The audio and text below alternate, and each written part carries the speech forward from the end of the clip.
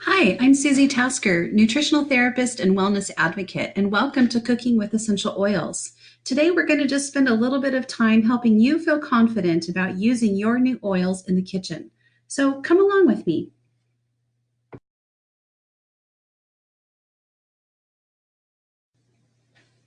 With so many options for spices, seasonings, and extracts on the market that can help enhance our food, you might be wondering, why should I cook with essential oils? While cooking methods often depend on diet and personal preferences, there are several benefits to using essential oils in cooking. Not only will essential oils provide any meal with powerful flavor, but they also allow the user to enjoy any internal health benefits that the essential oil may hold, as well as providing a safe, natural way to flavor your food and offering convenience when fresh ingredients are not available.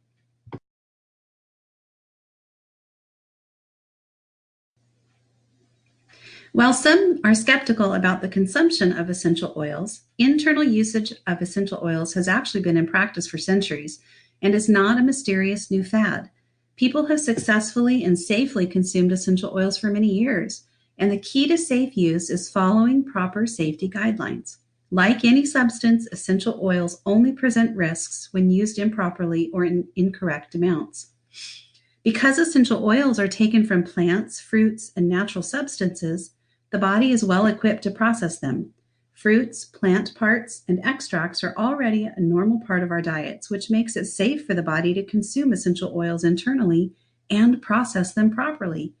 Like other things we consume, essential oils are ingested through our digestive system, they enter the bloodstream, and can then be metabolized by the organs. Because our body is able to easily process and metabolize essential oils, cooking with oils is a simple way to enrich the food that we eat every day. Now, not all essential oils are approved for this kind of use. Due to their chemical makeup, some essential oils should never be added to food or used internally in any amount.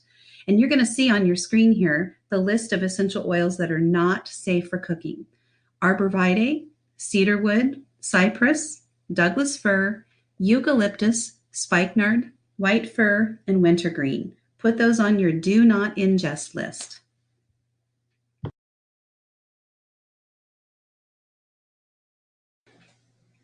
Cooking with essential oils is a fun, simple way to make creative meals or to make your favorite meals just a bit more interesting. How you use essential oils for cooking will depend on your own personal taste, what kind of food you're making, and which oil you're using.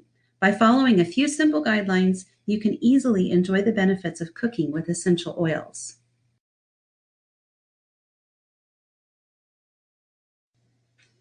Because essential oils are easily affected by heat, some worry that cooking with heat may lessen the efficacy of the oil. Cooking with heat can evaporate essential oils due to the steam, so it's best to add the essential oil at the end of the recipe, if possible. The less time the essential oil is exposed to heat, the more flavor it will retain. So, if possible, add it in at the very end or after the dish has been removed from heat and had time to cool. Of course, it is not always possible to add the essential oil later, especially when it comes to baking or steaming. If your recipe requires that you bake, steam, simmer, or boil, and you cannot add the essential oil at the end, simply add a larger amount of the oil as some of the oil's flavors will be baked, steamed, simmered, or boiled out. If you plan to add the essential oil at the very end when your dish has been removed from the heat, a much smaller amount will be needed. Now, when you add strong essential oils like oregano or basil, it can be beneficial to let the oil simmer or evaporate because it provides a milder, more pleasant flavor.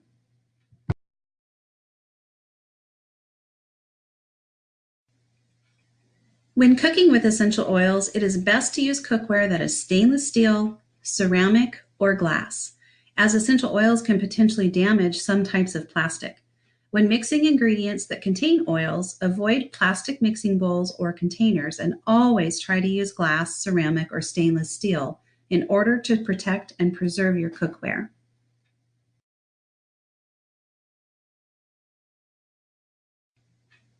You might need a little practice cooking with essential oils before you get a good idea of how much of an oil to add in order to fit your specific recipes and flavor preferences. While there's no foolproof measurement guide for cooking with essential oils, there are a few guidelines that will help you as you experiment with essential oils in food. And one of those is the toothpick method. Something that makes cooking with essential oils so convenient is that it takes far less of an essential oil to flavor your food than if you were using dry seasonings, spices, or flavoring agents. Because essential oils are so potent, even the tiniest amount can add a serious blast of flavor to your dish. Often, even a single drop of an essential oil can be too overpowering, especially if that oil is particularly strong. When you first start experimenting with essential oils and cooking, it is best to use the toothpick method. Dip the tip of a clean toothpick into the essential oil bottle and stir the toothpick into your ingredients. This will allow you to add the smallest possible amount of the oil so that you don't risk ruining the dish by adding too much flavor. After you've stirred the toothpick around in the dish, do a taste test to see whether you want to add more of the oil or not. This is the safest way to slowly add flavor to your dish without ruining it by using too much oil. Now, once you've decided how much of an essential oil to use in a recipe, it is important that you don't add the oil directly to the dish, bowl, or pan, but drop the oil onto a spoon first. When pouring essential oils, it's easy for more than one drop to sneak out of the bottle. So if you hold the bottle directly over your dish, you might get way more oil than you intended. And by pouring the oil into a spoon first, you can ensure that you get exactly one drop, or whatever amount you need, before adding it to the dish. If you find it difficult to get exact amounts when cooking with essential oils, it can be helpful to use an oil dropper to help you give precise droplets. It's also important to remember to put the lid on essential oil bottles when you're not using them during the cooking process. Cooking can get messy, especially at my house, and ensuring that the lid is on your essential oil bottles will prevent you from accidentally knocking over a bottle and losing that really precious oil.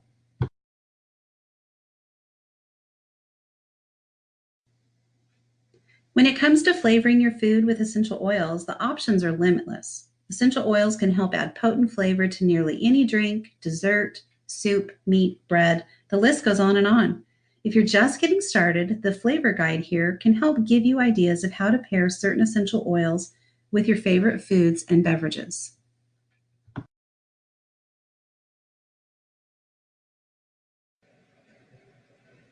So before we take a look at a few of the wonderful recipes included in this class outline, I want to offer you a special deal.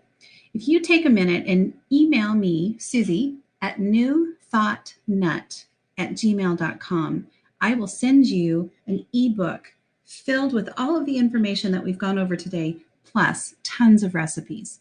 So again, as soon as you're done watching this class, email me at newthoughtnut@gmail.com to get your copy of that ebook. Okay, let's take a look at a few of the recipes.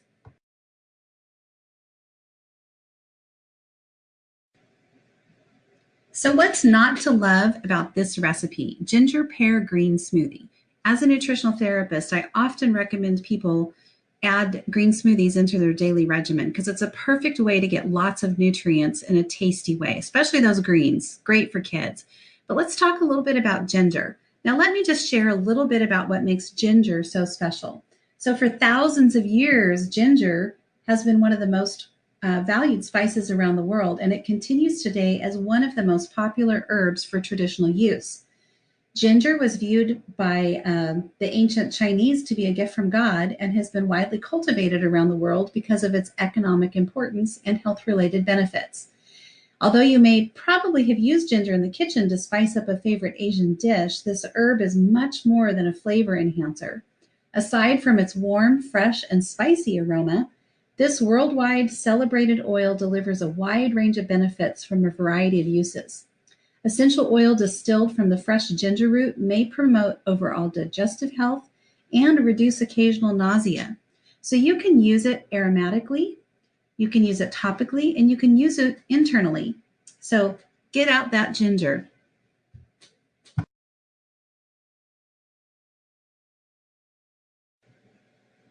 Because essential oils can provide sweet, savory, potent flavors, they make the perfect addition to your favorite marinades. Whether you're marinating meat, vegetables, seafood, or anything else you plan to cook up, adding essential oils will give your dish an extra dose of flavor. The amount of essential oil that you add to your marinade will depend on what you are marinating, how long the food will marinate in the mixture, and how much liquid the marinade has. However, it is best to add a small amount of essential oil to your marinade. Start with 1 drop for most essential oils and work your way up from there. Basil, black pepper, cardamom, cilantro, cumin, fennel, ginger, lemon, lime, marjoram, oregano, rosemary, thyme, and wild orange are the best essential oils to use for marinades. And remember, don't forget to email me to get your copy of the ebook, which also has additional marinade recipes in it.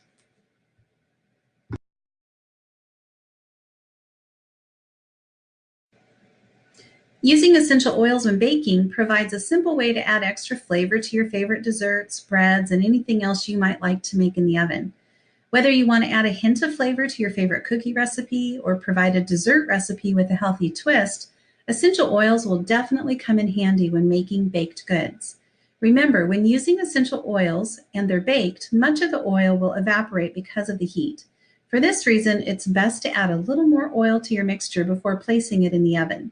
Keep in mind that strong oils should still be used in small amounts, but oils with a milder chemistry can be used generously to ensure that the flavor survives the baking process. Now, this recipe, the cinnamon apple cake, obviously is not gluten-free, but you could adapt it to be a gluten-free recipe.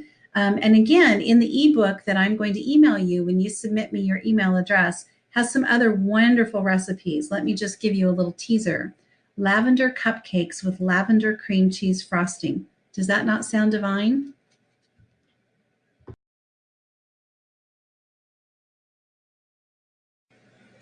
Adding essential oils to a salsa recipe not only enhances the flavor, but can save time when you don't have fresh ingredients. For example, if you don't have time to go to the store to get fresh limes, you can always add a drop of lime essential oil to your salsa recipe. Other essential oils like cilantro, coriander, lemon, and cumin can help spice up any salsa recipe without any extra effort or cook time. Did you know that the cilantro plant is also known as coriander? And all parts of the cilantro plant are edible. Isn't that awesome? The leaves of the cilantro and the seeds of the plant are what is known as coriander and are often used as spices in Latin American, Asian, and American cuisine. And the coriander root is used in Thai dishes.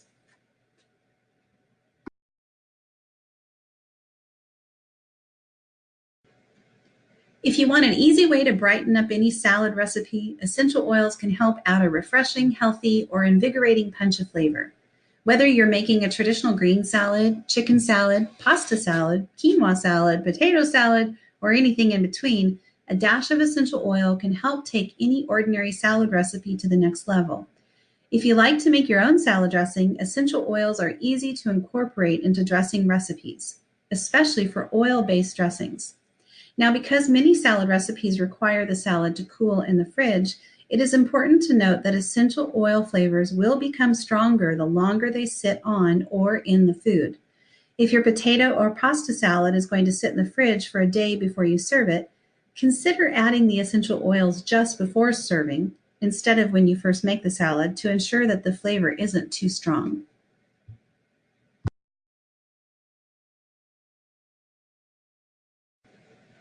Now, we've talked a lot about adding essential oils and how they add plenty of flavor to any food or beverage when mixed in on their own. But did you know that you can also combine essential oils with dry seasoning ingredients to create powerful seasoning blends to flavor your food?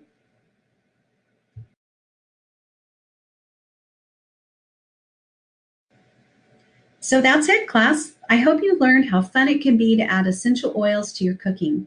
I also hope you feel a bit more confident in how to do it safely. Once we know the basics, the possibilities are endless. Now, when you receive the ebook, you will be filled with ideas and recipes, and then it's really up to you to practice. I have appreciated spending a bit of time sharing my passions with you and hope that you are inspired to find a bit of joy in mealtime again.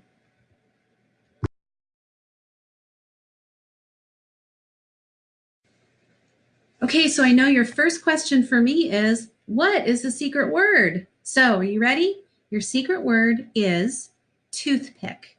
Okay, now, second of all, make sure you send me an email to request your copy of the ebook, Cooking with Essential Oils. And you're going to send that to me at my email address, which is newthoughtnut@gmail.com. That's newthoughtnut, short for nutrition, newthoughtnut@gmail.com. Okay, and last but not least, if you're watching this live, I want you to join me right now over on Facebook in our event page. We're going to have a live Q&A. I welcome your comments and questions, and I want to know what's inspired you to get busy cooking with essential oils in your kitchen. And I will also have one final awesome resource for you there you're not going to want to miss. Okay, thanks for your time. I'll see you over on Facebook.